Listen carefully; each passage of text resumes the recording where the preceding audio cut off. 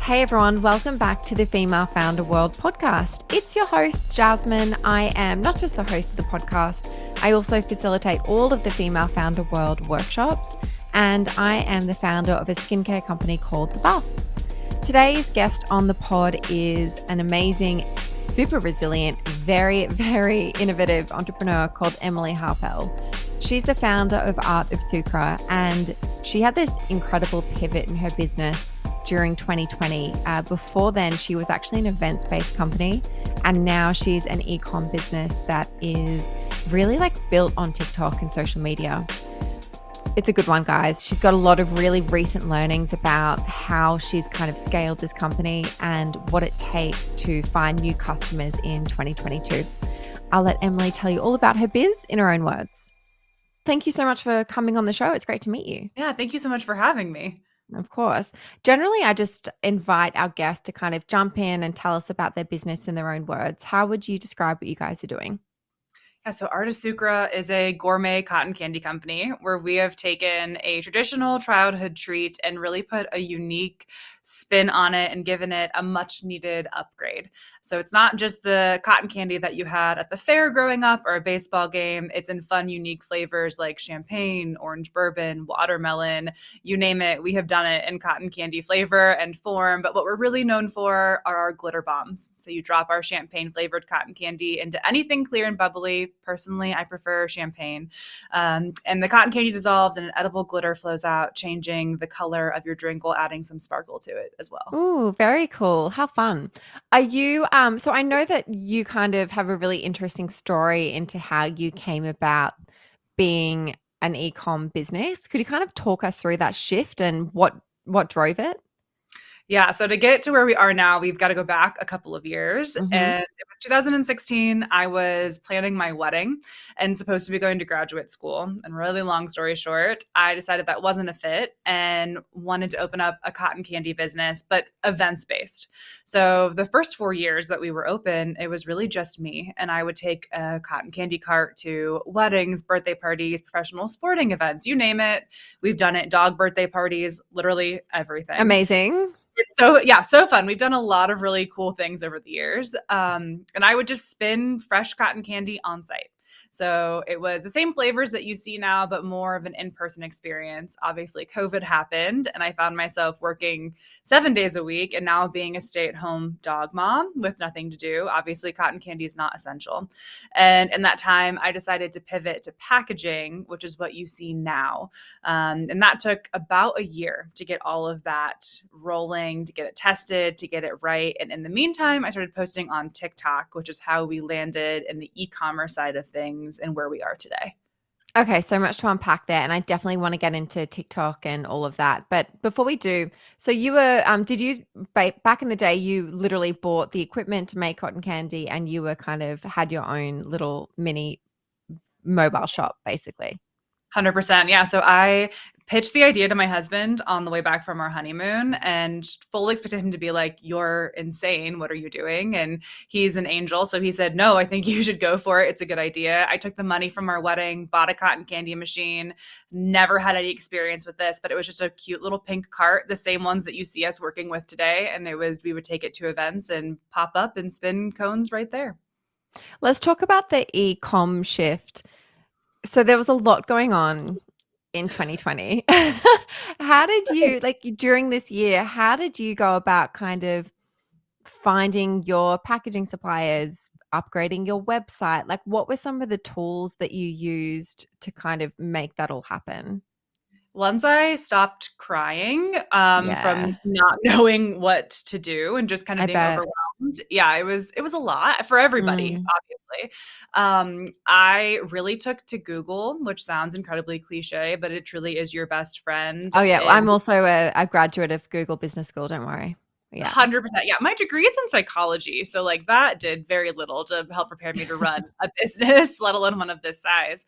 But yeah, I found my design team. That was step number one, was getting the branding right. I knew that was the most important piece of this business, was to get it to have the look that I wanted it to have the look. So once I Hmm. found my design team, we worked hand in hand for months to find packaging suppliers. A lot of trial and error. Honestly, even to this day, the ones that we originally launched with are no longer the ones that we used. And as you can imagine, this has been more difficult, I believe, than probably in the past because of supply chain issues. Yes.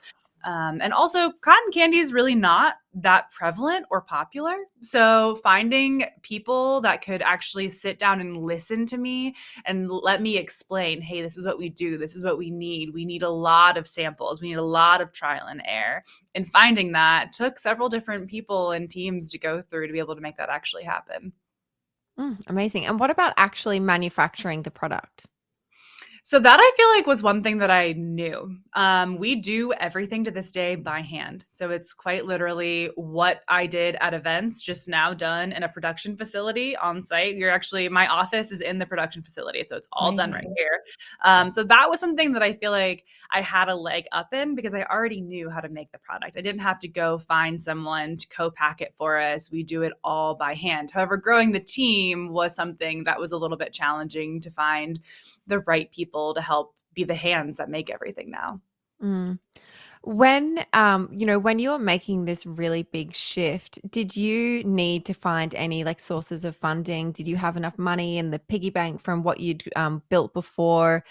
Or were you inputting more of your own cash into the business to make that shift to e-commerce? How did you fund that? I was lucky enough to have a nice amount of money in the piggy bank from doing events, which was great. However, that ran Awesome. out very quickly because it's expensive. Transitioning is incredibly expensive. So, Mm-hmm. really, what kept me moving was that being on TikTok, people were starting to see us before I even had a product. And what I did have was a small space that I could do to go containers, almost like plastic deli containers with labels on them. So that's what really kept everything funded throughout COVID. When things opened up a little bit here, it was safe for me to come back into the studio. I would spin up custom flavors and orders for people to drive from wherever to come to our studio and pick them up. We weren't shipping them yet, but that is truly what funded being able to purchase all of the packaging, the extra equipment, everything like that. What advice do you have for people who are listening and maybe they have something that is a business that is really location dependent, something like an events business that they are trying to figure out how to make that pivot into e-commerce in this new environment that all of us with businesses are operating in? What advice do you have for them about how to kind of do that and how to kind of get the word out about their product? Social media is your best friend. And that sounds really obvious, but it's 100% true. The people that I have been able to meet and connect with social media, and it's all been organic marketing too. I've yet to pay for an ad on Instagram. Not saying that that's not a good way to go, just something that we haven't done yet. Same with TikTok and all of that. The only reason I was able to pivot and to do it as quickly as I did and to be able to fund it was because of social media and putting it out there. And I think what's super interesting is that we're based in Cleveland, Ohio. And when people find us, they automatically assume that we're in New York or LA. Obviously, that's just where people jump to. And while you can absolutely succeed in those places, you can also succeed in the Midwest, or you can also grow a brand and a name. It doesn't have to be if you're on either coast. Amazing. Or if you're from Australia, for a There lot you of go. like half of our listeners are based in the US and the other half are mostly in Australia. And I feel like a lot of them want to kind of have businesses that expand globally. And guys, that's what the internet's all about. Yeah, absolutely. I mean, we ship internationally now. So we just shipped out a bunch of things to Israel yesterday. Like, you wouldn't believe how far the reach of social media really has nowadays. What is working on TikTok as a business who, you guys took off in 2020, right? On TikTok, that's when you first started going viral and you have 1 million followers now, I think, or maybe even more. Yeah, we're sitting at 1.2 million. So yeah, and it Good was for you. 2020 when everything started to happen. What Yeah. kind of like what did you see back in the early days when you were just getting started on the channel? What kind of helped you build that following? Consistency, posting at least 2 to 3 times a day is what really helped. And I think really watching your engagement and studying it. posting all different types of videos, trying every style of posting. I feel like, especially in video format, there's so many different styles. It can be following trends, it can be putting it to sounds, it can be voicing over, which is mainly what we do and what I found was super successful for us. People also really want to be brought along on your journey. They want to know what you're up to. They want to know what works and what doesn't work. I think that's what really built the community that we have now, is the fact that I was really open and honest with people about this transition and really brought them along to say, hey, here's what I'm doing. This is what's going well. This is not what's going well. Here's how I'm trying to fix it. And then people also love to give their opinion, and that can be good and it can be bad depending on what that opinion is and what you're looking for. But the reality is it's engagement either way. And purposely putting out videos that say like, hey, I'm trying this new thing. What do you think? Or how would you fix this problem? And people Mm. are really excited to share what they think about everything. That's a really cool idea.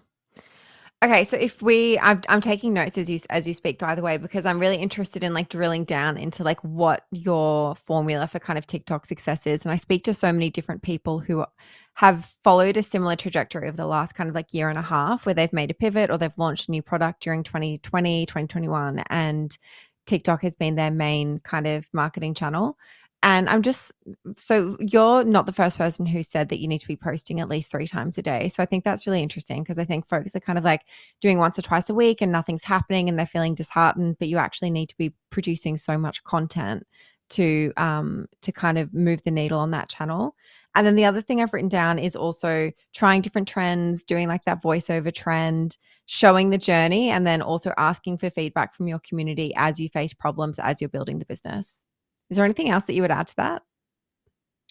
Yeah, I think more than anything, especially if you have, I mean, obviously, if you have a business or you're starting it, you have a unique idea and you're a unique person. Bring that to the table. Don't try Mm, to copy what everybody else is doing to the extent, which I know sounds contradictory to the whole trend idea, but truly, you have something to offer and figure out what that is and showcase it. That doesn't mean that you have to niche down, that you're only sharing that one thing, but definitely bring whatever you have that's unique to the table. I think some of the best advice that I was given and try to live by too is that you can't let it get so emotional, which is really hard because it's defeating, right? If you're posting consistently, you're not getting those views. Even if you have a large following, like it still happens to me occasionally that it's hard not to get discouraged. But with TikTok especially, you can have one video pop off and then the rest of your videos sit at 50 views, 100 views, whatever it is. mm.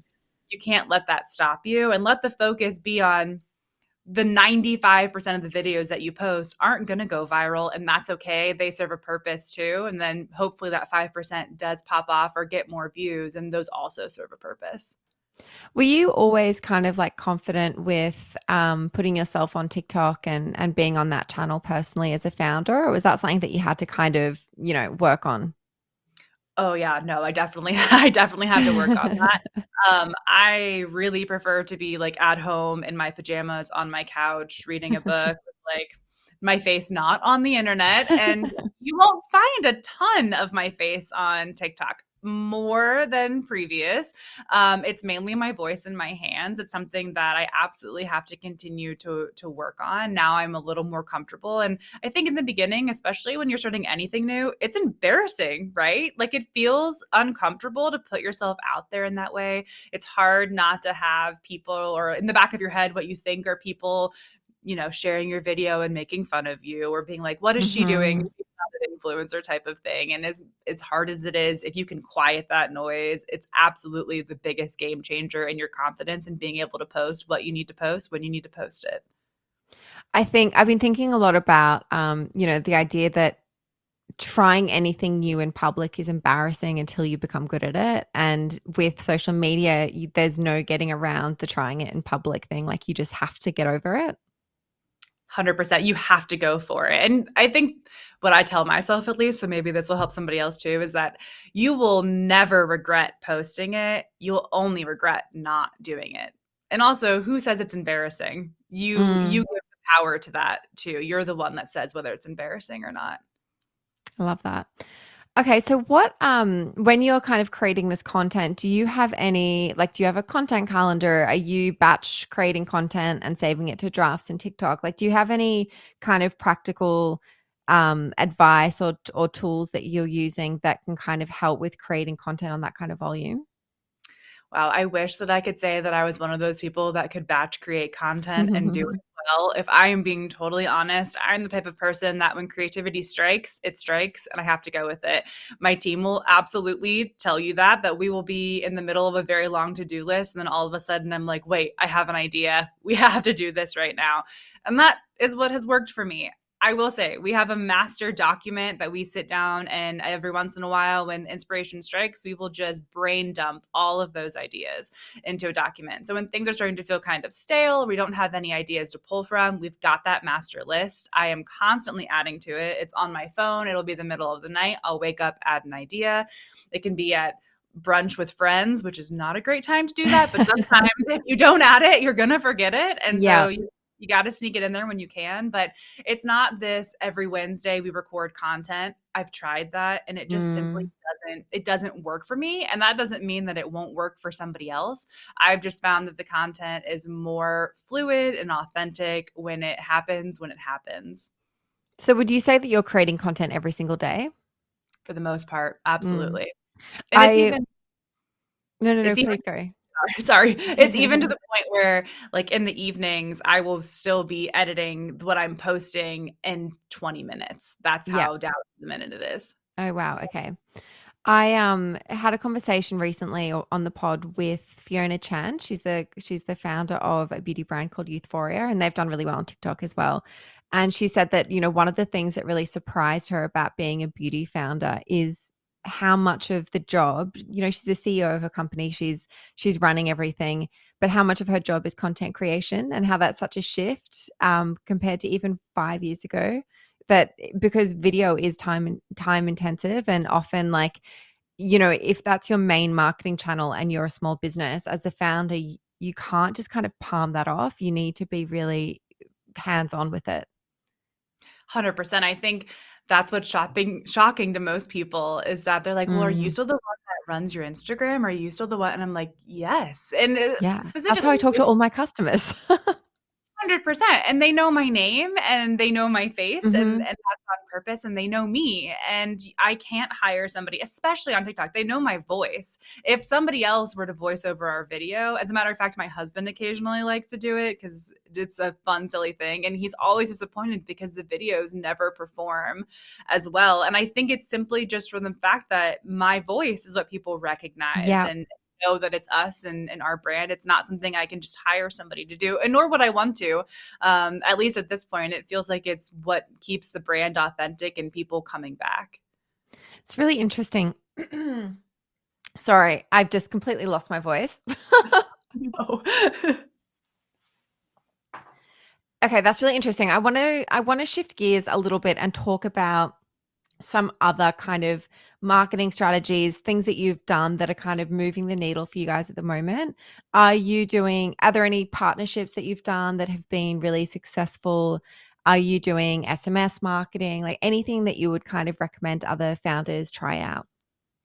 One of the big things that we're focusing on this year is connecting with other brands across everything in every way, getting almost kind of like our own little community of small business owners that, we can share our stories together, share our platforms together, whether that's partnering in a way of, hey, you own a mimosa company and we do cotton candy glitter bombs. Let's work together. You own a marshmallow company and we do cotton candy. Let's figure out a way to partner. That is definitely something that we have found that really grows the business. It gets new eyes on us as well as clients and customers that are similar to what we do. So it just makes sense. And it's nice to have a group of people to go to when you have questions that have been in your shoes or you can ask advice and they know or they may not know, but they can point you in the direction of someone that does know. So that has been huge. And I'm really excited to see where that continues to take us this year. And we also focus more on email marketing at this point. It's never anything that we're sending out emails constantly every day. That works for some people. It doesn't work for us, but it works really well when we do our big drops. So we keep all of our original flavors in stock at all times, but we do things for holidays and fun limited releases. And when we drop those emails, they sell out so quickly. And that has just worked really well for us and to grow the e-commerce side of things. Who are you using for your email client, your email platform? So we use MailChimp right now, and that's worked really well from us. I've tried a couple of different ones. I'm sure there are people out there that do it much better than we do. And then our design team creates custom everything to go in it. We write the copy and send it out. But so far that's been working well. Awesome. Yeah, I'm just really interested in what folks are using. There are so many new ones out there now as well. We're using a platform called Beehive for the Female Founder World podcast newsletter, but that's definitely more geared towards longer form, not product specific, more like content based newsletters. But we use Klaviyo for my beauty company, and Klaviyo is awesome. I really recommend it. I'll Klaviyo, definitely look Klaviyo. I'm not sure how you say it. Definitely look into it. One thing I was shocked about, and this is a random side note, was how expensive email marketing can be I depending on how know. large your subscriber list was. I was not prepared for that I when know. to launch all of that. Once you hit 10,000 people, it's like a couple of Yep, $100 a month. Yep. a month. It's wild. Yep, Yeah. Yeah. So you really want to be sending those emails. 100%. That's right, to make it worth it. And where have you built your store? Are you guys on Shopify? Yeah, so we're on Shopify, which I love. And then we do all of the printing of tickets through ShipStation. So it's all connected. It works really well together. Are you fulfilling product yourself from like your own kind of warehouse, or do you guys work with the 3PL? Nope, we fill everything ourselves. Everything is done in-house. Wow. So what does the team look like now? So we have about 20 people. I only have one full-time employee, soon to be two, which is kind of crazy. The nice thing about doing everything ourselves is that I still am very hands-on in the process. Occasionally, I will pack orders. I will jump behind the cotton candy machine, which has been nice to be able to still experience every aspect of the job. I don't want to be a CEO Mm, that is behind a desk and has no idea what's going on behind the scenes or what it takes to make yep. any job happen here. So I'm very careful to make sure that that's the case. Also, it's really nice for content because we can film packing Totally. orders, we can film the spinning process, all of that. One day that may change if we outgrow where we are now, but so far having it in-house has been great, and the team is just absolutely incredible. A majority of the team members actually are dedicated to creating the product and spinning it in-house, and then the rest of us handle everything else. I really love that approach. For my beauty company, The Buff, we started out with all of our manufacturing and packing and fulfillment happening in Utah, and I'm in New York. So I was so removed from the product.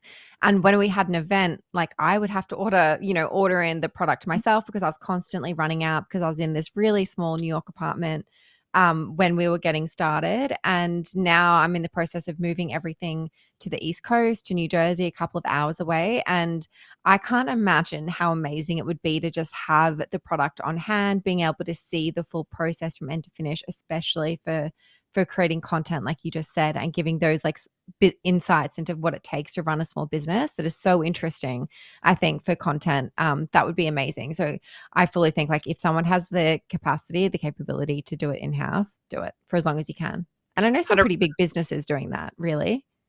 I've seen a huge shift Yeah. to that actually. Yeah. Now, I think a lot of people are moving more that way, and I think content plays a lot into that. Yeah. How do you find a space where you have both I guess, the industrial kind of facilities and then also the office facilities? Are there for smaller people, for smaller businesses, have you heard of any kind of like co-working operations that exist for people in that setup? Do you go directly to a real estate agent, let them know exactly what your requests and specifications are? Like, how do you find that kind of space?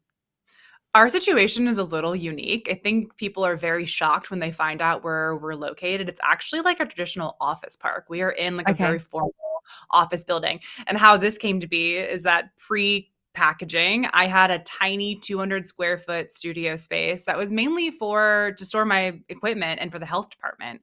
It was where we would come and get inspected, make sure everything was good to go for when we would go and do events. And then I Mm-hmm. transitioned that tiny space into the production facility, which, by the way, up until we moved into this new space like a month ago, was where we were producing everything.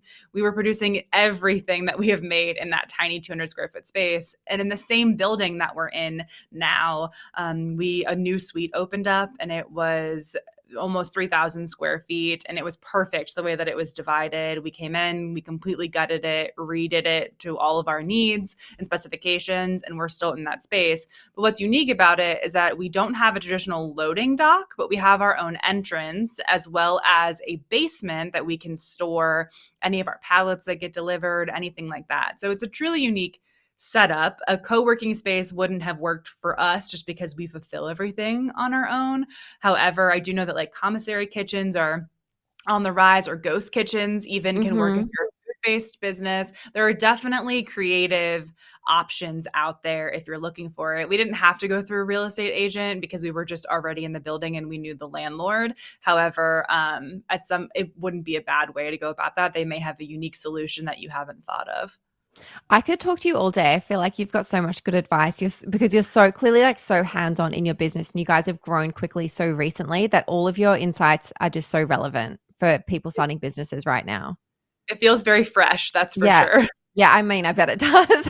But I bet you need a holiday. Literally, yes. So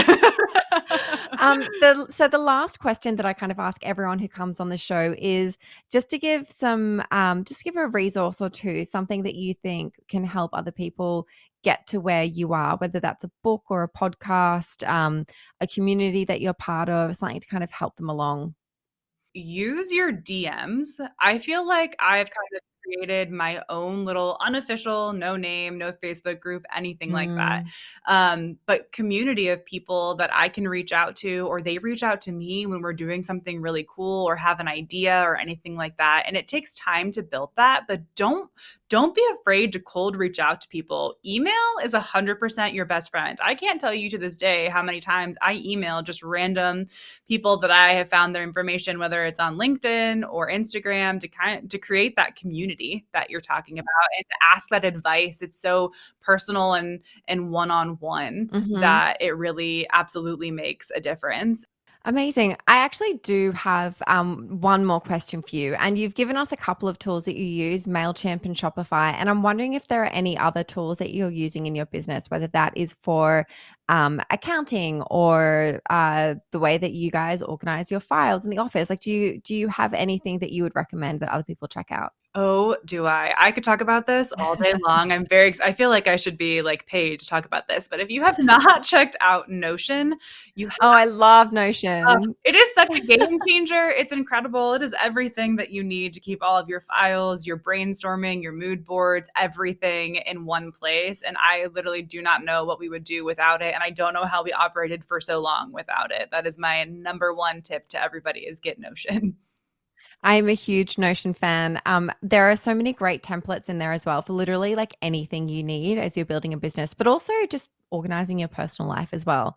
There's household budget templates. Oh my God, there's everything. Big, big recommend. Yeah, my entire life is in Notion, every Yeah. aspect of it. Yeah. My God, if Notion crashed, my life would crash. I think about that daily, actually. Don't. Oh my God. Well, thank you so much for coming on the show, Emily. This has been awesome. You've given so many great advice, great tips. And like I said, it's awesome to hear from someone who is really in the journey and whose growth has happened so recently. Yeah, absolutely. Thank you, Jasmine, for having me. This has been lovely.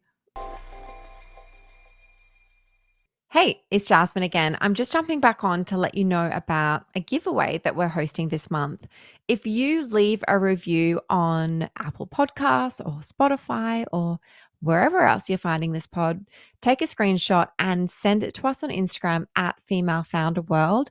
I will send you back a link to our on-demand library of workshops. And these are workshops led by founders who have built amazing businesses. We've got one on how to invent a beauty product, another on how to raise money and create your pitch deck, another amazing workshop all about networking and how to build and leverage your professional network when you start a business. There is so much good stuff there. You don't want to miss out. All right, guys, chat to you next time.